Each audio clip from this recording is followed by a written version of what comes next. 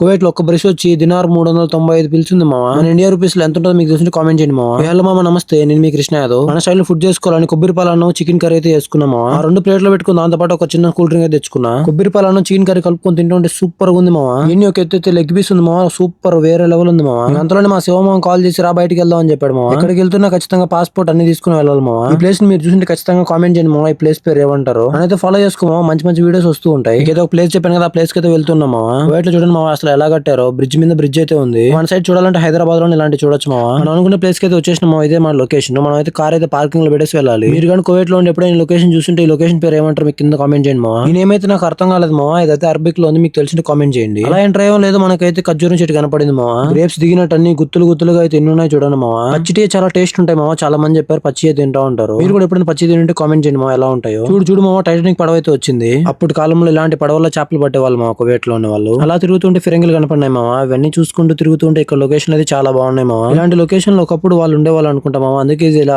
Create చేశారు. నాకు తెలిసినంత వరకు చెప్తున్నాను మావా, మీకు తెలిసింటే కొంచెం కామెంట్ చేయండి. అలా బయటకు వచ్చి చూస్తే బీచ్ అయితే ఉంది మావా. బీచ్ లో ఎండ దెబ్బ తట్టుకోలేము మావా. తొందరగా కార్లో వెళ్ళి కూర్చోవాలని చెప్పి కార్లోకి అయితే వెళ్ళిపోయాం. మన ఇండియాలో ఉన్నట్టుండదు మావా ఇక్కడ ఎండ. అదే కువైట్ లో ఒకసారి అలవాటు ఇంటికి వెళ్ళి ఉండలేము మావా. ఇంకా దగ్గరలో ఒక సూపర్ మార్కెట్ వెళ్ళిపోయాం మావా. ఎందుకంటే మావా ఎండకు తిరిగి తిరిగి అలసిపోయని చెప్పి ఒక కూల్ డ్రింక్ తీసుకుని అయితే బయటకి అయితే వచ్చేసాం. మరిన్ని వీడియోస్ కోసం మన పేజ్ అయితే ఫాలో చేసుకుని లైక్ చేసుకున్నాం. ఉంటాను మరి, బై బై.